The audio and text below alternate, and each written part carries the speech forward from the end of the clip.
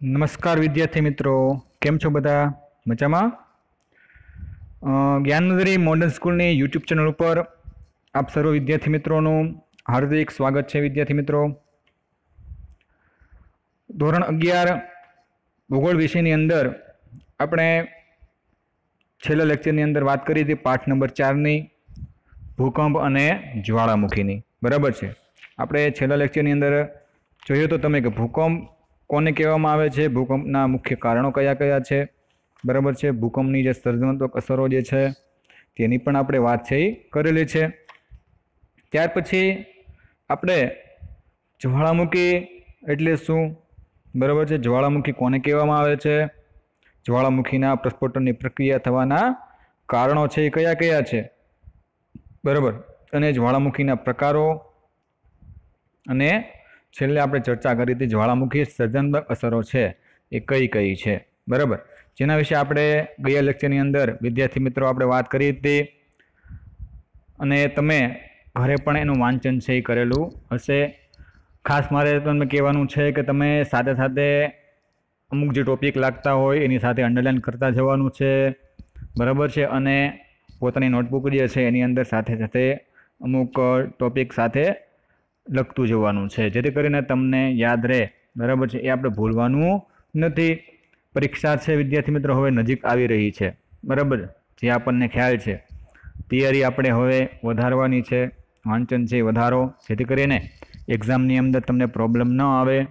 બરાબર, એક્ઝામમાં આપણે સારામાં સારા માર્ક્સથી લાવવાના છે. બરાબર, અને મને આશા છે કે તમે ખૂબ સારા એવા પરિણામ જે છે એ લાવશો. વિદ્યાર્થી મિત્રો, બહુ વધારે વાત નહીં કરતા આપણે મુખ્ય મુદ્દા પર આવીએ તો ભાઈ પાઠ નંબર જે 15 જે છે, બરાબર, નકશો જે છે, આપણે નકશો, અર્થ અને પ્રકારો. બરાબર, પાઠ નંબર 15 નકશો, અર્થ અને પ્રકારો. બેઝિક આપણે જાણતા હતા વિદ્યાર્થી મિત્રો કે ભાઈ આપણે જ્યારે સામાજિક વિજ્ઞાન વિષય અથવા પર્યાવરણની અંદર 5મા ધોરણથી, બરાબર, આપણે નકશા વિશે અભ્યાસથી આવતો રહ્યો છે. એટલે આપણને કાંઈક અંશે નકશા વિશે આપણે જાણીએ છીએ કે ભાઈ નકશો આપણને કઈ કઈ રીતે મદદરૂપ થતો હોય છે. બરાબર છે, કે નકશો જે છે કે જેની મદદથી આપણે એક સ્થળથી બીજા સ્થળ ઉપર છે એ આસાનીથી પહોંચી શકીએ છીએ.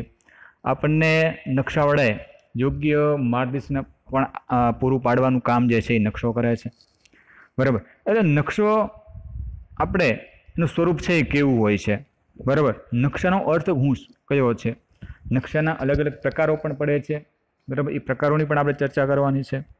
નકશાનું મહત્ત્વ કયું છે એની પણ આપણે વાત કરવાની છે. એટલે ખાસ તમને કહ્યું કે નકશો વિશે આપણે ઘણું બધું જાણીએ છીએ, પણ એનાથી વિશેષ આપણે આ લેક્ચરની અંદર જાણવાનું છે, આ ચેપ્ટરની અંદર છે એ આપણે જાણવાનું છે કે ભાઈ નકશો જે છે એ આપણને કઈ કઈ રીતે મદદરૂપ થતો હોય છે. બરાબર, નકશાનું મહત્ત્વ છે એ કેવું છે. એટલે આપણે આ લેક્ચરની અંદર મુખ્ય 2 ટોપિક જે છે જે તમારે એક્ઝામની અંદર પૂછાવાના છે. બરાબર છે, જેના નકશાનો અર્થ અને પ્રકાર અને નકશાનું મહત્ત્વ, જે 2 ટોપિક આપણે લેવાના છે અને બંને તમારે વાંચન કરવાનું છે. અભ્યાસક્રમમાંથી બાદ કરેલા જો ટોપિક હોય તો નકશાના અંગો, ત્યાર પછી પ્રમાણમાપ છે, પ્રક્ષેપ છે, રૂઢ સંજ્ઞાઓ. બરાબર, આ બધા ટોપિક જે છે એ અભ્યાસક્રમમાંથી બાદ કરેલ છે. એટલે મુખ્ય 2 ટોપિકમાંથી જ આપણે એક્ઝામની અંદર પૂછાવાનું છે. હવે તમારે છે એનું વાંચન છે કરવાનું છે, ધ્યાન છે રાખવાનું છે.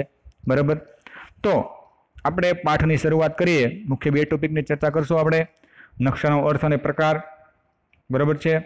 તો વિદ્યાર્થી મિત્રો, પ્રાસ્તાવિક માહિતી જોઈએ કે નકશો કોને કહેવામાં આવે છે, નકશોનો હેતુ શું હોય છે.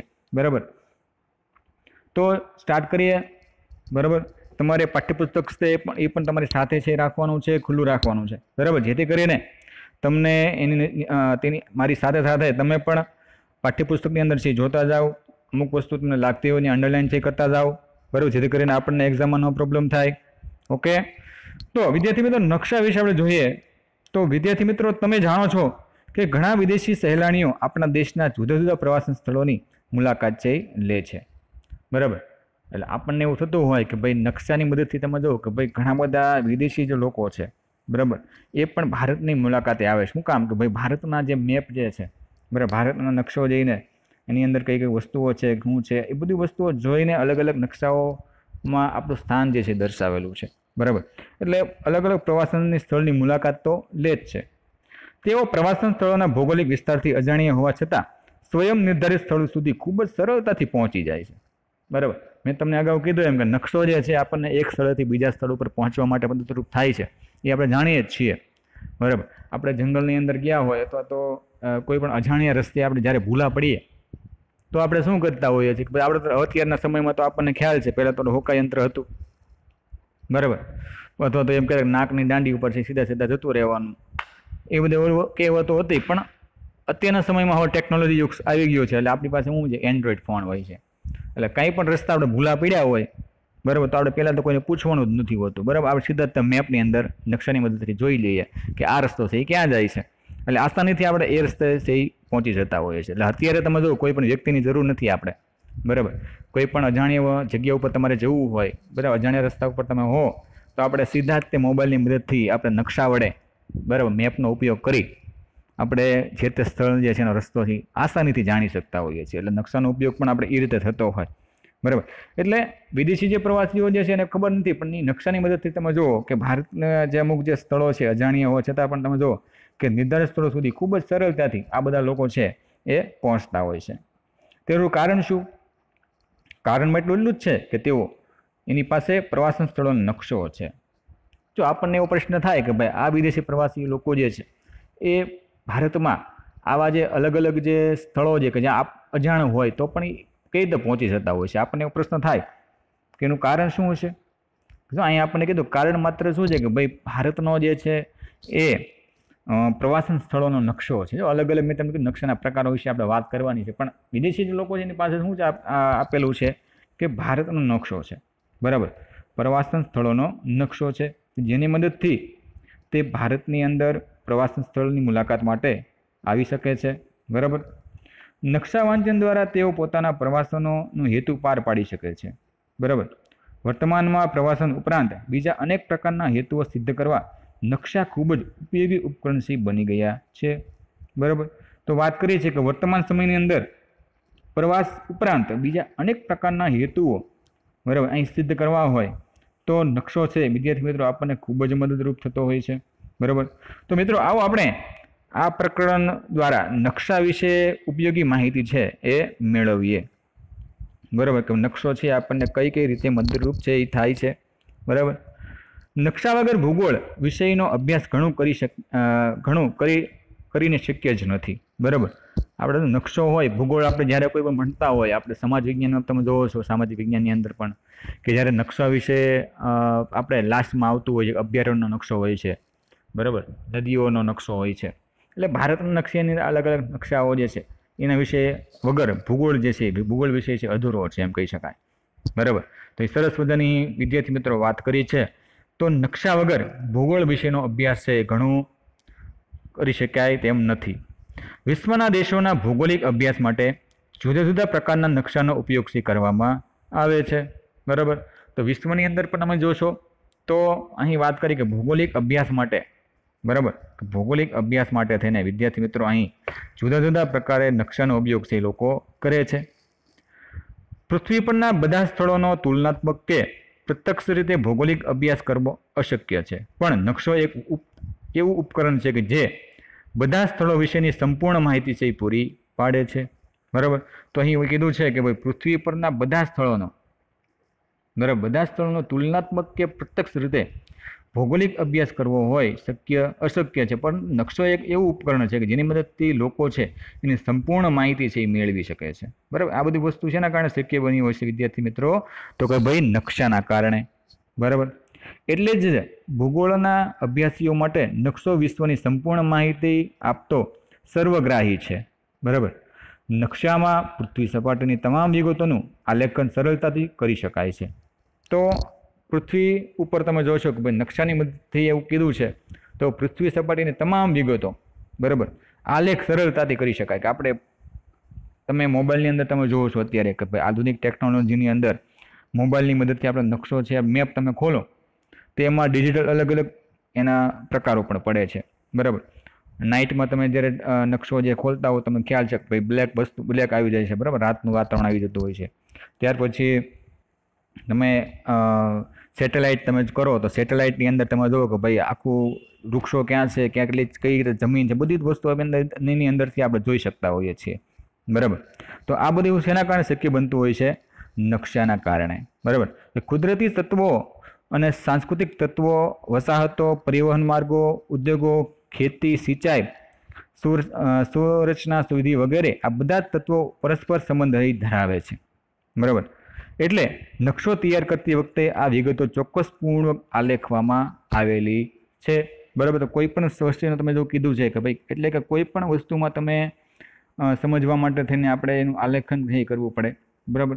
ચોક્કસપૂર્વક આ નકશા તૈયાર કરતી વખતે પણ આ વિગતો છે ચોક્કસપૂર્વક આલેખ સહી કરેલું હોય છે, બરાબર. આ નકશો આપણને કઈ રીતે મળતો હોય કે ભાઈ વસ્તી ગણતરી કરવામાં આવતી હોય ત્યારે આ બધી ડિટેલ આપણી પાસે લેતા હોય છે, અને જે તે વસ્તી ગણતરીવાળા હોય એને જે તે એરિયાનો એનો નકશો છે બનાવવાનો, એની મદદથી આખો નકશો છે તૈયાર થાય છે, બરાબર. આ બધા તત્વો પરસ્પર સંબંધ છે ધરાવે છે. એટલે નકશો તૈયાર કરતી વખતે આ વિગતો ચોક્કસપૂર્વક આલેખવામાં આવે છે. ભૂગોળ એક પ્રયોગાત્મક વિજ્ઞાન છે. શું કીધું છે વિદ્યાર્થી મિત્રો? ભૂગોળ એક પ્રયોગાત્મક વિજ્ઞાન છે માનવામાં આવે છે કે ભાઈ પ્રયોગ કરવામાં આવે છે, જેમાં નકશો પ્રાયોગિક કાર્યનો મોટા ભાગ છે એ રોકે છે. ભૂગોળ એક વિશિષ્ટ શાખા નકશા વિજ્ઞાન એટલે નકશા નિર્માણ અંગેનો પણ તલસ્પર્શી અભ્યાસ કરે છે. કે ભૂગોળ એક વિશિષ્ટ શાખા તરીકે આનું નામ આપવામાં આવેલું છે નકશા વિજ્ઞાન, બરાબર. તો એ પણ તમારી વિદ્યાર્થી મિત્રો યાદ છે રાખવાનું છે. નકશો પ્રવાસીઓ ઉપરાંત સૈનિકો, વ્યાપારીઓ, પરિવહન ચાલકો, ઔદ્યોગિક એકમોના સ્થાપકો તેમજ સામાન્ય વ્યક્તિને પણ માર્ગદર્શન આપે છે. તો નકશો આપણને કોને કઈ ઉપયોગી બને? તો ભાઈ સૈનિકો છે, બરાબર. તો સૈનિકોને પણ નકશો છે ઉપયોગી બનતો હોય. વ્યાપારી લોકો હોય એને પણ એક સ્થળથી બીજા સ્થળો ઉપર જવા માટે, પરિવહન ચાલકો હોય, બરાબર, અથવા તો કોઈ ઔદ્યોગિક એકમોને જાણવું હોય તો એના માટે પણ અહીં આપણને નકશો છે એક યોગ્ય માર્ગદર્શન આપવાનું કામ છે કરે છે. આ માટે નકશાની ભાષા લિપિ જાણવી જરૂરી છે. તો અહીં આપણે મોબાઈલનું એક ઉદાહરણ આપણે લેવાનું છે. તો આપણે જે રહીએ છીએ જે એરિયાની ગુજરાતની અંદર, બરાબર, સિંહોરમાં, તો આપણે લાઈવ લોકેશન પણ જોવું હોય છે, બરાબર. તો આ લાઈવ લોકેશન મેપની મદદથી કઈ રીતે જોઈએ છીએ, મેપનો ઉપયોગ કઈ રીતે કરીએ છીએ, તો તમને ઉદાહરણ અહીં તમને આપું છું, ત્યાર પછી આપણે એનો અર્થ સહી સમજવાનો છે, બરાબર છે. તો અહીં ઉદાહરણ જોઈએ. તો વિદ્યાર્થી મિત્રો અહીં એક ટેકનિકલ પ્રોબ્લેમના કારણે થઈને આપણે જે નકશો જે હું તમને બતાવી શકતો નથી, પણ તમારા જે મોબાઈલ જે છે એની મદદથી તમારો જે મેપ છે મોબાઈલની અંદર ગૂગલ ક્રોમની અંદર તમે જોશો તો મેપ આવશે. એ મેપ ઉપર તમે જે ક્લિક કરશો તો તમને આખા જે આપણે જો લાઈવ લોકેશન જે તમને બતાવશે કે અત્યારે આપણે કઈ જગ્યાએ છીએ, બરાબર. હવે અહીંથી જ્યારે લાઈવ લોકેશનમાં તમે જોવો છો કે કોઈ પણ સ્થળની જ્યારે નાખીએ છીએ, બરાબર, ત્યારે એ જે સ્થળ જે છે એને પહોંચવા કેટલા કિલોમીટર જે છે, બરાબર, આપણે ટ્રેનની મદદથી જઈશું તો કેટલા કલાક થશે, ગાડીની ટુ વ્હીલર લઈને જશું, બરાબર, તો કેટલા કલાક થશે, ફોર વ્હીલર હશે આપણી પાસે તો કેટલા કલાક થશે, કેટલા કિલોમીટર દૂર છે, બરાબર, કેટલા રસ્તાઓ એના પડે છે. આ બધી જ ડિટેલ જે છે અત્યારે તમે જોવો છો કે ભાઈ ડિજિટલ માધ્યમથી આપણે મોબાઈલની અંદર છે આવી જ ગઈ છે. તમારે પણ એકવાર ઉદાહરણ તરીકે તમારો આ મેપ છે મોબાઈલની અંદર એ ખોલીને એકવાર ટ્રાય છે કરવાની છે, બરાબર છે. એટલે અવશ્ય તમે એક આ જે ઉદાહરણ જે છે તમારી રીતે ફોલો લઈને તમે નકશાનો ઉપયોગ તો એ કરતા દેશો. પણ એકવાર તો પણ આપણે એવું લાગતું હોય તો પણ આપણે એમ નકશો છે સમજવા માટે થઈને તમારા મોબાઈલની અંદર મેપ ખોલીને જે લોકેશન તમે જોઈ શકો છો, બરાબર, બધી વસ્તુ ડિટેલ છે તમે જાણી શકો છો, બરાબર. તો આપણે આગળ વધીએ વિદ્યાર્થી મિત્રો. નકશાનો અર્થ ત્યાર પછીનો ટોપિક કયો છે વિદ્યાર્થી મિત્રો? નકશાનો અર્થ, બરાબર છે, જે તમારી એક્ઝામની અંદર છે એ પૂછાવાનો છે. નકશાનો અર્થ એટલે અહીં જોઈએ કે નકશો કોને કહીશું, નકશો છે નામ કઈ રીતે પડ્યું છે. તો અહીં કીધું છે કે નકશો શબ્દનો અર્થ પર્યાય શબ્દ મેપ છે, બરાબર. આપણે નકશાને શું કહીએ? સામાન્ય રીતે મેપ કહીએ. શું કહીએ છીએ વિદ્યાર્થી મિત્રો? મેપ કહેતા હોય કે ભાઈ મેપ, બરાબર. મૂળ લેટિન શબ્દ માપા મુંડી, બરાબર, મેપ્પા મુંડી, અહીં આપણને કીધું છે મેપ્પા મુંડી ઉપરથી અપભ્રષ્ટ થઈ શબ્દ મેપ બન્યો છે, બરાબર. આ મેપ શબ્દ છે એ કઈ રીતે આવ્યો છે? તો અહીં વાત કરી છે તો મૂળ લેટિન શબ્દ કયો છે? મેપ્પા મુંડી, बराबर। मेप्पा मुंडी उपरथी अपभ्रज એટલે કે એના ઉપરથી પડેલું નામ શું આપેલું છે? મેપ। બરાબર। તેનો અર્થ થાય છે હાથમાં રાખી શકાય તેવા કાપડનો ટુકડો। ખાસ તમારે જોવાનું છે વિદ્યાર્થી મિત્રો કે આ મેપ શબ્દ જે છે એનો અર્થ શું થાય છે। તો એનો સામાન્ય અર્થ આપણે આપવો હોય તો હાથમાં રાખી શકાય તેવો કાપડનો ટુકડો। અત્યારના સમયમાં તો આપણે મોબાઈલની અંદર જોઈ શકીએ છીએ। પહેલાના સમયને તમે જોવો છો કે એક નકશો જે છે એ રૂમાલની અંદર છે, એ કાપડની અંદરથી બનાવેલો હોય છે। બરાબર। એ કાપડ જે છે એ આપણે ક્યાં રાખતા? ખીચામાં રાખી, હાથમાં રાખતા હોઈએ છીએ। બરાબર છે। એટલે એટલા માટે એના માટે મેપ માટે શબ્દ વાપરેલો છે કે હાથમાં રાખી શકાય તેવો કાપડનો ટુકડો। બરાબર। એટલે ખાસ તમારે એ યાદ રાખવાનું છે। મિકોન નામના પાદરીએ મપ્પા મુંડી શબ્દ પ્રયોગ પ્રચલિત કર્યો છે। નામ શું આપેલું છે? મિકોન। બરાબર છે। એને મેપ્પા મુંડી નામ છે એ શબ્દનો પ્રયોગ સૌપ્રથમ વખત કરેલો છે। બરાબર। સામાન્ય અર્થમાં નકશો એટલે વક્રાકાર પૃથ્વી સપાટી અથવા કોઈ એક ભાગનું અવકાશમાંથી દેખાતું નાના માપથી કરેલું રૂઢ આલેખન છે। તો એ સામાન્ય વ્યાખ્યા આપેલી છે વિદ્યાર્થી મિત્રો કે ભાઈ નકશો કોને કહીશું? બરાબર। તો પૃથ્વી સપાટી ઉપર એમ કહેવાય કે પૃથ્વી સપાટી માટે સપાટી અથવા એટલે કોઈ એક ભાગનું અવકાશમાંથી જોતા દેખાતું નાના માપથી કરેલું રૂઢ આલેખન, જેને આપણે શું કહીએ છીએ? નકશો કહેવાય છે। બરાબર। ભૂગોળમાં મોટે ભાગે નકશો એ પૃથ્વી સપાટીના કોઈ ભૌગોલિક પ્રદેશના તૈયાર કરવામાં આવે છે। બરાબર। ભૂગોળ માટે શું કીધું છે કે નકશો એ પૃથ્વી સપાટીના કોઈ ભૌગોલિક પ્રદેશ માટે તૈયાર થાય છે। નકશો જે માપ કે કદનો હોય તેના કરતાં અનેક ગણો મોટો વિસ્તાર ધરાવતા પ્રદેશની માહિતીનો સમાવેશ કરે છે। અહીં નકશાની વ્યાખ્યા આ પ્રમાણે આપણને આપેલી કે નકશો કોને કહીશું? એની અલગ અલગ વ્યાખ્યાઓ આપણે વિદ્યાર્થી મિત્રો જોવાની છે। તો જોઈએ, નકશો એ પૃથ્વી અથવા તેના કોઈ એક ભાગનું ઉપરથી જોતા દેખાતું નાના માપમાં દોરાતું રૂઢ આલેખન છે, જે આપણે અગાઉ એની વ્યાખ્યા છે એ જોઈ ગયા।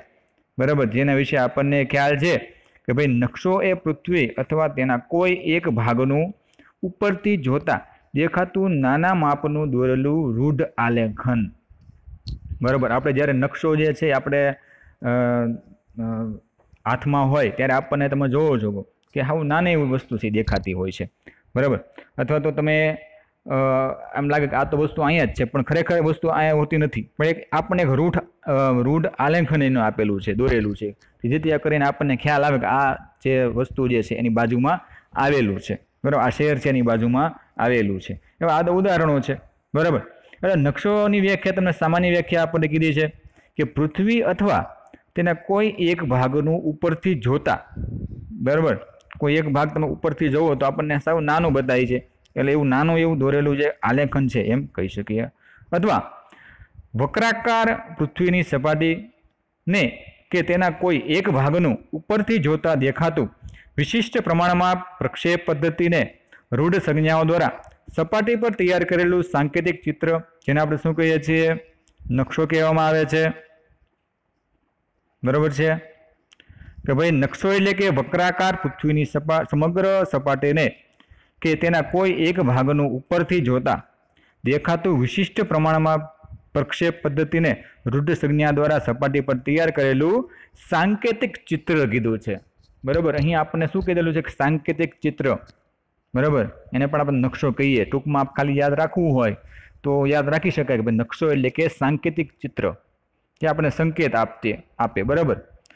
નકશો સપાટ કાગળ, કાપડ, પ્લાસ્ટિક, ફિલ્મ પટ્ટી કે પ્લાસ્ટર ઓફ પેરિસની ઉપર તૈયાર કરવામાં આવે છે। બરાબર। તો નકશો કઈ કઈ વસ્તુ ઉપર તૈયાર થાય? તો અહીં કીધું છે એક તો કાગળ ઉપર નકશો તૈયાર કરી શકીએ, ત્યાર પછી પ્લાસ્ટિક ઉપર છે, ફિલ્મ પટ્ટી હોય એની ઉપર પણ આપણે નકશો તૈયાર થતો હોય છે, પ્લાસ્ટર ઓફ પેરિસ, બરાબર, પ્લાસ્ટર ઓફ પેરિસ ઉપર પણ નકશો બનાવતા હોઈએ છીએ। વિશિષ્ટ પ્રમાણમાં રૂઢ સંજ્ઞાઓ અને વિવિધ પ્રક્ષેપો નકશાના રચનાના મુખ્ય કારણો અંગો છે। આ બધા એના અંગો છે જેની વિશે આપણે તમારે વાંચન છે કરવાનું છે, પણ અભ્યાસક્રમમાં આ આપેલું નથી, એટલે પૂછાશે નહીં। પ્રમાણમાપ છે, રૂઢ સંજ્ઞાઓ છે, એમ વિવિધ પ્રક્ષેપો છે। બરાબર। એ નકશાની મુખ્ય અંગો છે એમ વાત કરેલી છે। તો અહીં આપણે નકશાનો અર્થ વિશે આપણે સમજ્યા। બરાબર। नक्शो जे छे ए बात करी कि नक्शा शब्दनो अंग्रेजी पर्याय मेप है। बराबर, कયું શું છે? મેપ। તો અહીં આપણને વાત કરી છે કે ભાઈ નકશા જે છે એનું મૂળ લેટિન શબ્દ મેપ્પા મુંડી। બરાબર, આ યાદ રાખવાનું મેં તમને કીધું હતું। એ મેપ્પા મુંડી ઉપરથી મેપ શબ્દ છે એ બનેલો છે। નકશાની વ્યાખ્યા તમારે ખાસ તમારે બે જોઈ લેવાની કે નકશો કોને કહેવામાં આવે છે। બરાબર, એટલે નકશાનો અર્થ છે એ સ્પષ્ટ થઈ જાય। ત્યાર પછી વિદ્યાર્થી મિત્રો આપણે એની પછીની ટોપિકની વાત કરવાની છે નકશાના પ્રકારો। બરાબર, નકશા વિશે તો જોઈએ, પણ હવે નકશાના કયા કયા પ્રકારો પડે છે। અહીં આપણને ઘણા બધા પ્રકારના નકશાઓ આપણે જોઈ શકીએ છીએ। બરાબર, આપણે ધોરણ 10ની પણ અંદર, આપણે 8, 9, 10ની અંદર પણ સામાજિક વિજ્ઞાન વિષયની અંદર ઘણા બધા નકશાઓ જે છે આપણે કરેલા છે, તમને ખ્યાલ જ છે। એટલે નકશાના પણ અલગ અલગ પ્રકારો પડે છે। કયા કયા નકશાના પ્રકારો પડે છે એ વિશે જોઈએ તો વિવિધ જરૂરિયાતોની આપૂર્તિ માટે નકશા તૈયાર કરવામાં આવે છે। તેથી નકશાના અનેક પ્રકાર પડે છે, જેમ કે નકશા પોથીના નકશા, દિવાલે ટાંગવાના નકશા, અખબારો કે પુસ્તકો માટેના નકશા, ભૂમિમાપ કે અવકાશીય નકશા। બરાબર, અહીં આપણને નકશાના પ્રકારો અમુક વાત કરેલી છે કે આવા પ્રકારના નકશાઓ હોય છે। બરાબર, નકશા પોથી આપણે લેવાનું કે સ્કૂલમાંથી નકશા પોથી તમારે લેવાની, એમાં પણ નકશા આપેલા હોય। દિવાલે ટાંકવાના નકશા, અમુક વાર એવું થાય કે ભાઈ આપણે દોરી ન શકતા હોય તો આપણે દિવાલ ટાંકવાના પણ નકશાઓ આવે છે। પછી અખબારો કે પુસ્તકો માટેના નકશા, અખબારોમાં પણ આપવા માટે પણ તમે જુઓ કે પુસ્તકોની અંદર પણ નકશા આપવામાં આવે છે। ભૂમિ માપ કે અવકાશીય નકશા। બરાબર, આ બધા નકશાના અલગ અલગ પ્રકારો આપણને દર્શાવેલા છે। નકશામાં દર્શાવતી માપ પદ્ધતિ અને નકશાના વિશિષ્ટ હેતુઓને અનુલક્ષીને નકશાના મુખ્ય બે પ્રકારો પડે છે। જોઈ વિદ્યાર્થી મિત્રો, અહીં આપણને નકશાને દર્શાવવા માટે માપ પદ્ધતિ અને નકશાના વિશિષ્ટ હેતુઓને અનુલક્ષીને, બરાબર, એક માપ પદ્ધતિ અને વિશિષ્ટ હેતુઓને અનુલક્ષીને નકશાના મુખ્ય અહીં બે પ્રકારો પણ કીધેલા છે। બરાબર, એક માપ પ્રમાણેના નકશા અને બીજું હેતુ અને ઉપયોગ પ્રમાણેના નકશા। કયા કયા છે? એક માપ પ્રમાણેના નકશા અને બીજો પ્રકાર છે હેતુ કે ઉપયોગ પ્રમાણેના નકશા। તો અહીં આપણને બે નકશાના પ્રકારો પણ કીધેલા છે કે જે માપ પદ્ધતિ અને વિશિષ્ટ હેતુઓને અનુલક્ષીને આ બે પ્રકારો પાડેલા છે। તો નકશાના પ્રકાર વિશે થોડીક બેઝિક વાત કરીએ તો અહીં આપણને કીધું કે નકશાના પ્રકારો જે છે એ દર્શાવેલા છે। બરાબર, અહીં તમે જોઈ શકો છો કે ભાઈ નકશાના પ્રકાર, જે આ નકશાના પ્રકાર તમે જોવો છો તો એની અંદર મુખ્ય બે પ્રકાર પડે છે। એક પ્રમાણ માપના આધારે અને બીજું હેતુ જે છે, બરાબર, હેતુ આધારિત નકશા। અહીં આપણને નકશાના બે પ્રકારો કીધા છે, એક પ્રમાણ માપના આધારે અને હેતુ આધારિત નકશા। બરાબર, તો અહીં આપણને વાત કરી છે વિદ્યાર્થી મિત્રો નકશાના બે પ્રકારો, એ બે પ્રકારો યાદ રાખવાના છે। તો પ્રમાણ માપના આધારે પણ નકશાના અમુક બે ભાગમાં વહેંચેલા છે, એક નાના માપના નકશા અને બીજું મોટા માપના નકશા। બરાબર, અહીં પણ તમે જુઓ કે પ્રમાણ માપના બે નકશાઓ છે। હવે નાના માપના નકશામાં તમે જુઓ તો નકશા પોથી કે એટલાસના નકશા અને દિવાલે ટાંકવાના નકશા એ નાના માપના નકશાઓ છે। ત્યારે મોટા માપના નકશા કયા છે? સ્થળ વર્ણન નકશા છે, જમીન માલિકીના નકશા છે અને સર્વેક્ષણ નકશા। એ કેવા નકશા છે કે ભાઈ મોટા પાયાના નકશા છે। બરાબર, મોટા માપના નકશાઓ દર્શાવવામાં આવેલા છે। બરાબર, તો પ્રમાણ માપના નકશા વિશે આપણે વાત કરી કે પ્રમાણ માપના આધારે બે પ્રકારો છે, નાના માપના નકશા છે અને મોટા માપના નકશા।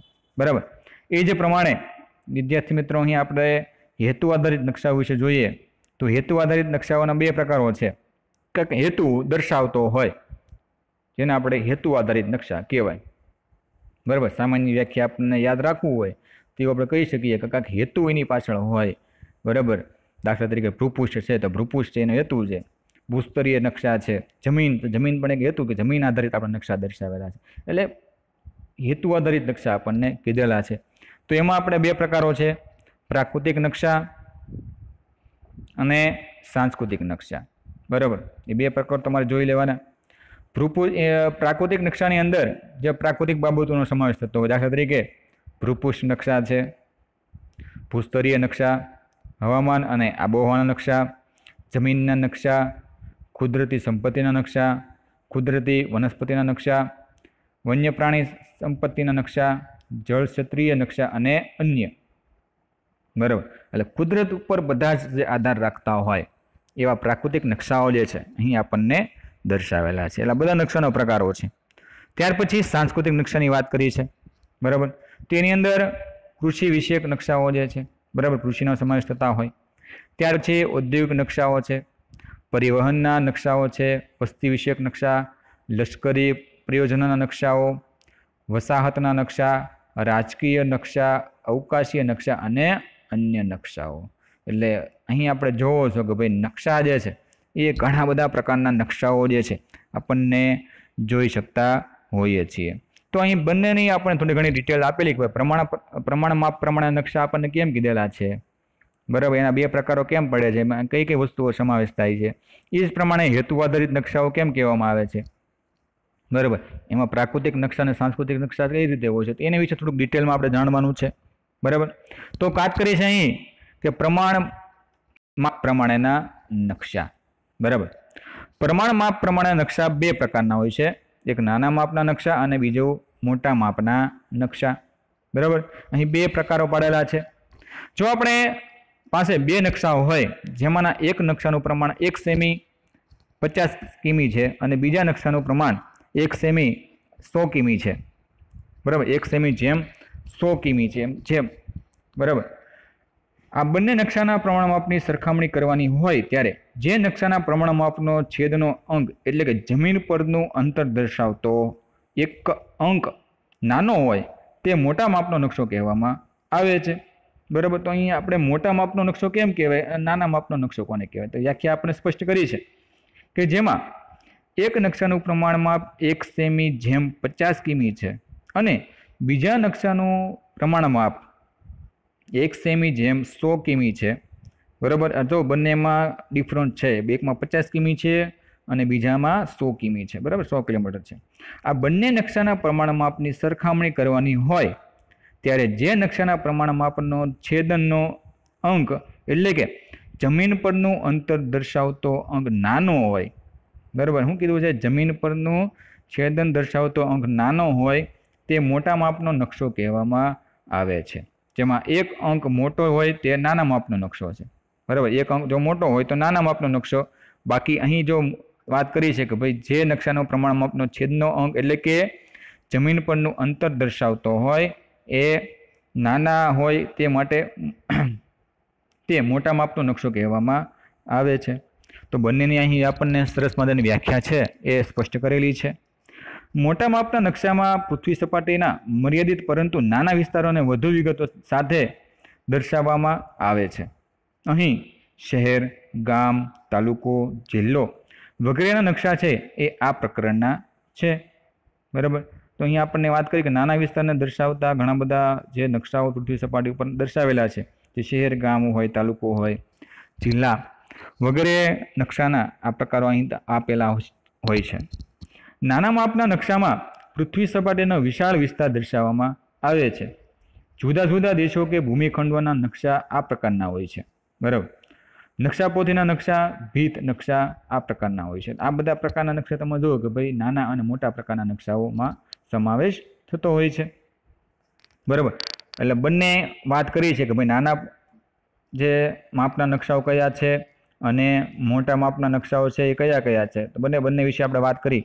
તો અહીં આપણને દર્શાવેલું તમારે નીચે અંડરલાઇન છે કરી નાખવાની છે. બરાબર, ત્યાર પછી બીજો અહીં એનો પ્રકાર આપણને કીધો છે હેતુ આધારિત નકશાઓ. બરાબર, કયો આ પાઠ કરેલી છે હેતુ આધારિત નકશાઓ. બરાબર, આ પ્રકારના નકશા જરૂરિયાત પ્રમાણેની વિગતોના આધારે તૈયાર કરવામાં આવે છે. જે વિગતો જે છે જેની જરૂરિયાત હોય, દાખલા તરીકે ભૂપૃષ્ઠ હોય, ઉદાહરણ લઈએ, બરાબર, કે ભાઈ ક્યાં પર્વતો છે, ક્યાં નદીઓ છે, ક્યાં ખીણ છે, તો આ ભૂપૃષ્ઠ જાણવું હોય તો એ હેતુ છે કે ભાઈ આ બધી વસ્તુને જાણવું છે, તો એ હેતુથી જે નકશા બનાવવામાં આવેલા હોય તેના આપણે હેતુ આધારિત નકશા કહેવામાં આવે છે. બરાબર, હેતુ કે ઉપયોગના આધારે તૈયાર થતા નકશાને તેમાં દર્શાવાતી પ્રાકૃતિક અને સાંસ્કૃતિક બાબતોને આધારે બે પેટા વિભાગોમાં વર્ગીકૃત કરવામાં આવેલા છે, છેલ્લું પ્રાકૃતિક નકશા અને બીજું સાંસ્કૃતિક નકશાઓ। બરાબર, અહીં બે પ્રકારે નકશાઓને અલગ અલગ ભાગમાં વહેંચેલા છે। બરાબર, જેમાં પહેલું આપણે વાત કરી છે પ્રાકૃતિક નકશાઓ વિશે। તો પ્રાકૃતિક નકશા વિશે જોઈએ વિદ્યાર્થી મિત્રો, તો કુદરતી કે પ્રાકૃતિક તત્વોને દર્શાવતા નકશાને પ્રાકૃતિક નકશા કહેવાય છે। મેં તમને અગાઉ વાત કરી એમ કે કુદરત દ્વારા, બરાબર, કુદરતી તત્વો દ્વારા જે દર્શાવવામાં આવતું હોય કુદરતી તત્વોને, એવા નકશાને પ્રાકૃતિક નકશા કહેવામાં આવે છે।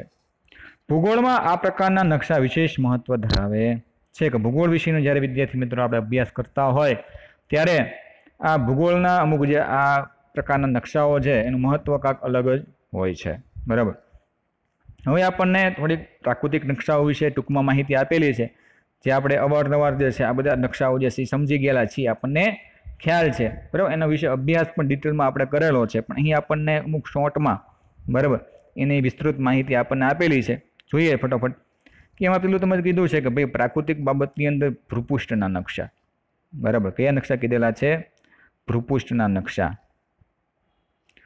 તો ભૂપૃષ્ઠના નકશા વિશે જોઈએ તો આ નકશામાં પર્વતો, મેદાનો, ઉચ્ચ પ્રદેશો, જળ પરિવહનો વગેરે દર્શાવાય છે કે ભૂપૃષ્ઠની અંદર કઈ કઈ વસ્તુનો સમાવેશ થાય છે? પર્વતો હોય, મેદાન હોય।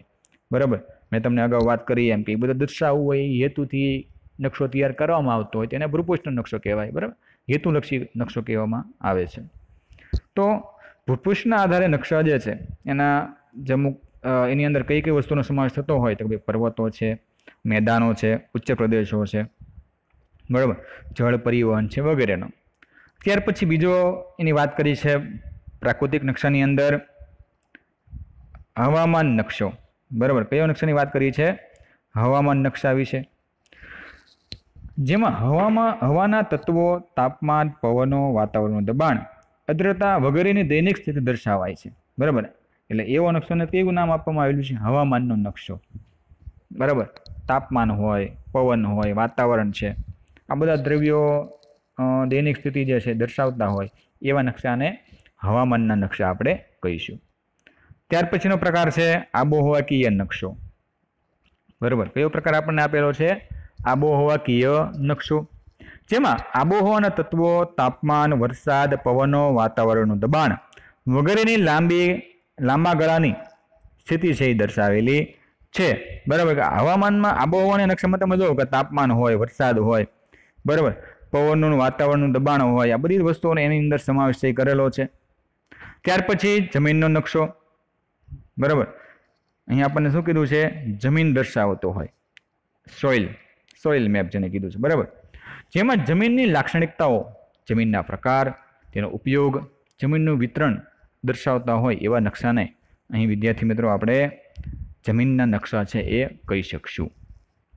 બરાબર, છેલ્લે આપણને કીધું છે વન્ય પ્રાણીઓના નકશા, કે જે પ્રાણી, જે પક્ષીઓ માટે તમે જુઓ કે મેં તમને કીધું એમ કે રાષ્ટ્રીય ઉદ્યાનો હોય, અભયારણ્યો હોય, બરાબર, વગેરેનું વિતરણ છે દર્શાવતા નકશાઓને વન્ય પ્રાણી નકશા કહેવામાં આવે છે। તો અહીં વાત કરીએ એમ કે અલગ અલગ પ્રાકૃતિક નકશાઓ વિશે આપણે જોયું।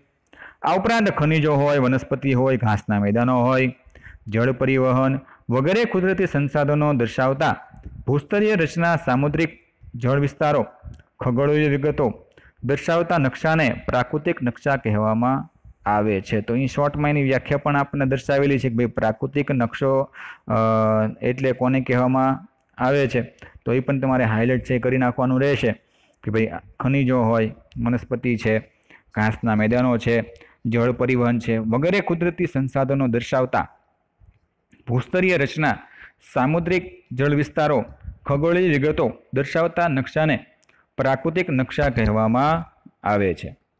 તો અહીં આપણે પ્રાકૃતિક નકશા વિશે સમજ્યા। ત્યાર પછીનો જે નકશાનો પ્રકાર જે છે એ છે સાંસ્કૃતિક નકશાનો। બરાબર છે, કયો પ્રકાર જે છે?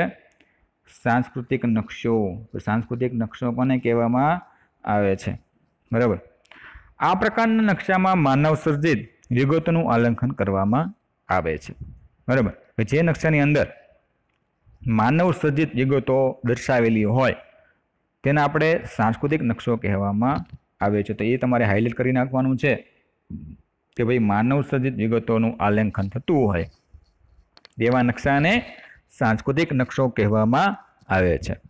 ખાસ કરીને માનવીની વિવિધ આર્થિક પ્રવૃત્તિઓના નિર્દેશ આ પ્રકારના નકશામાં થાય છે, જેમાં ખેતી, પરિવહન માર્ગો, ઔદ્યોગિક કેન્દ્રો, શહેરો, બંદરો, દેશના રાજકીય વિભાગો, રાજ્યોની રાજધાનીઓ, ગામડા, વસાહતો વગેરે વિગતોને દર્શાવવામાં આવે છે।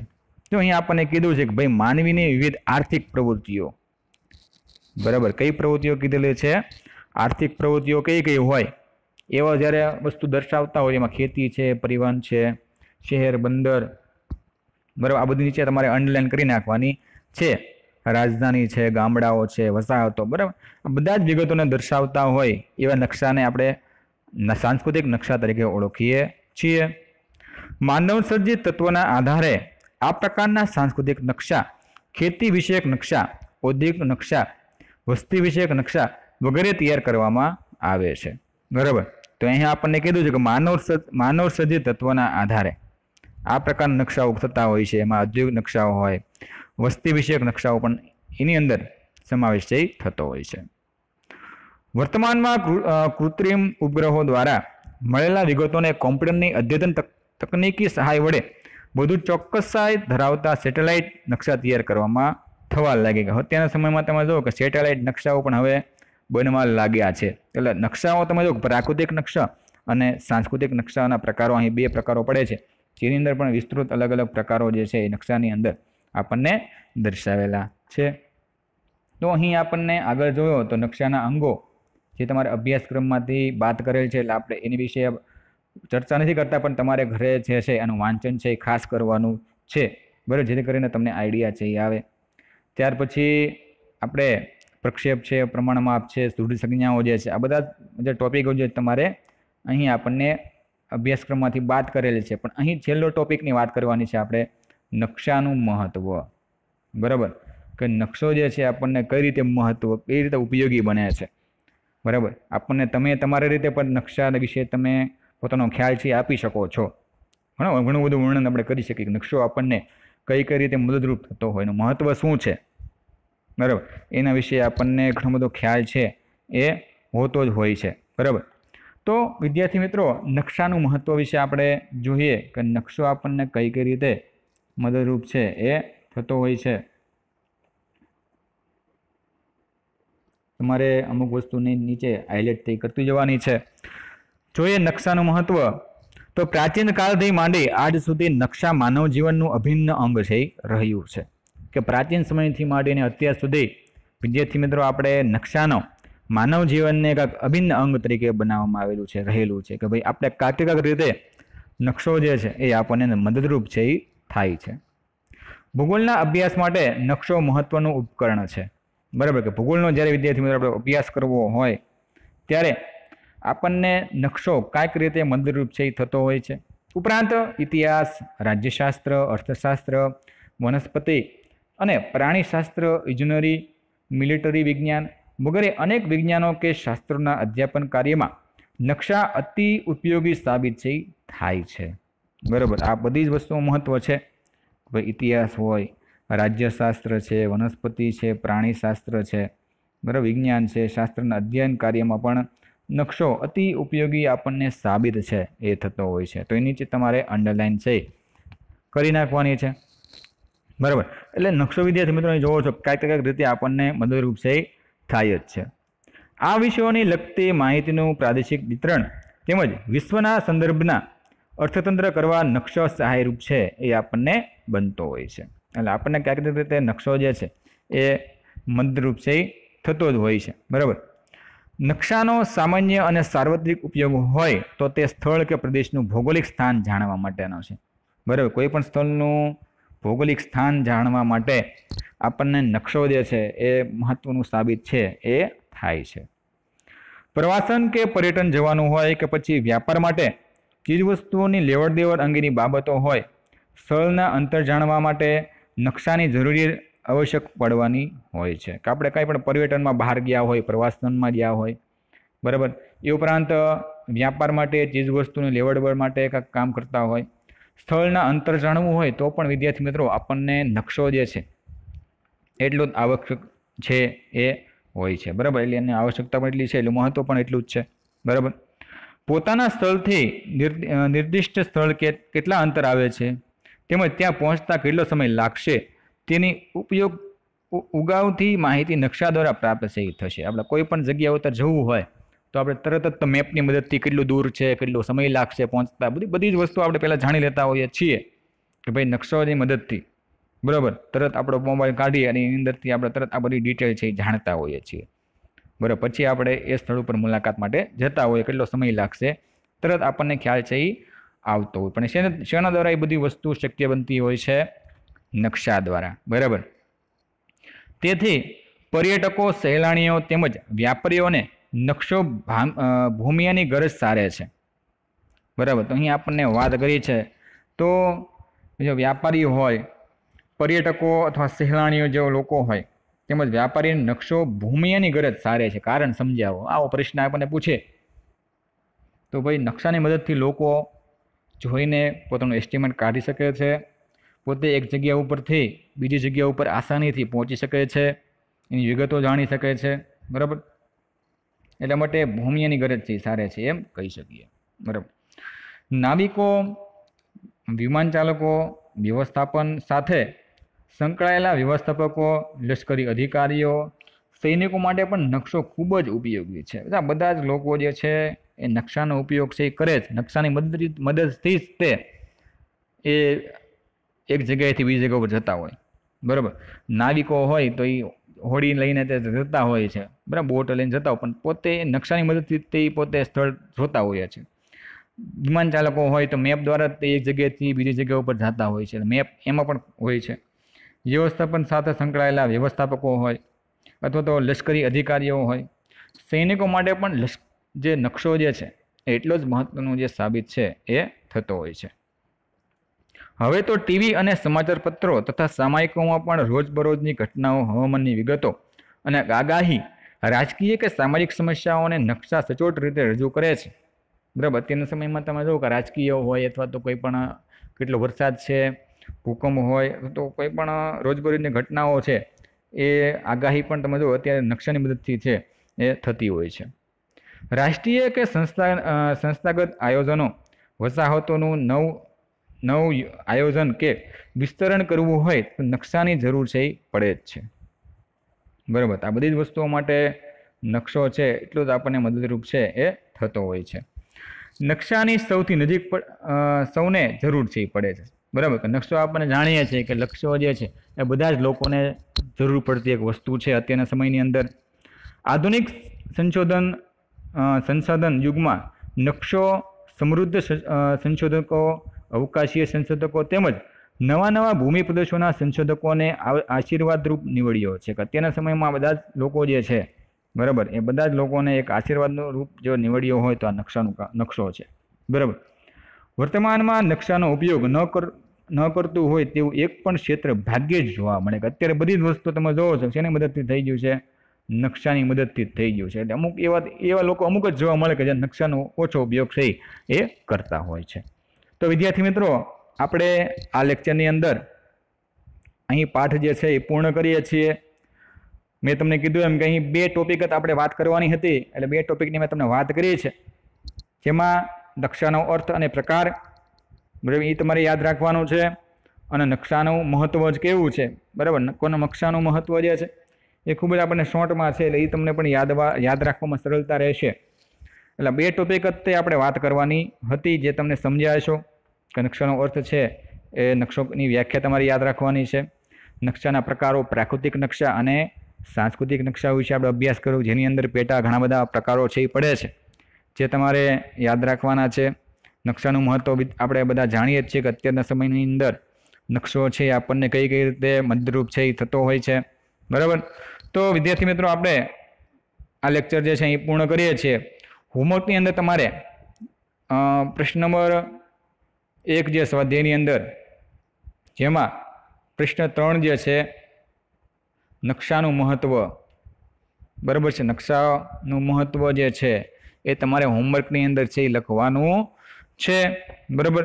તો વિદ્યાર્થી મિત્રો, તમને બધા વિદ્યાર્થી મિત્રોને એક્ઝામ નજીક આવી રહી છે, તો મારે કહેવાનું કે ભાઈ બધાને બેસ્ટ ઓફ લક. ખૂબ સરસ રીતે રીડિંગ કરો. જે તે ચેપ્ટર છે એ તમારે વારંવાર છે એવું લાગે તો એનો વિડીયો તમે જોતા રહો, જેથી કરીને વાંચવાની આપણને ઓછું ઉડતું થતું હોય તો આપણે વિડીયોની માધ્યમથી આપણે 2 થી 3 વાર આપણે વિડીયો જોઈને પણ આ બધી વસ્તુને યાદ રાખી શકીએ છીએ.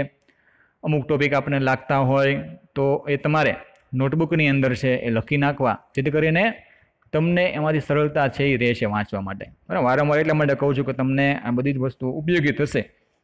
એટલે એક્ઝામમાં ખૂબ રીતે સારી રીતે મહેનત કરો, તૈયારી કરો, બરાબર, અને ખૂબ સારું એવું પરિણામ લાવો તેવી શુભેચ્છા છે. બરાબર, તો વિદ્યાર્થી મિત્રો, આ જે છેલ્લો આપણે જે પાઠ અહીં સેમેસ્ટરની અંદર આપણે જે વાત કરવાની છે, નકશોનો અર્થ અને પ્રકારો, બરાબર, જેના વિશે આપણે અહીં અભ્યાસ કર્યો. તો હોમવર્કની અંદર મેં તમને કીધું એમ કે નકશાનું મહત્ત્વ છે તમારે લખવાનું છે. ઓકે, તો હવે પછીના આપણે વિડીયોની અંદર પાછા આપણે ભેગા થશું. ત્યાં સુધી ઘરે રહો અને સુરક્ષિત રહો. બધા વિદ્યાર્થીઓને best of luck. Okay, thank you, by.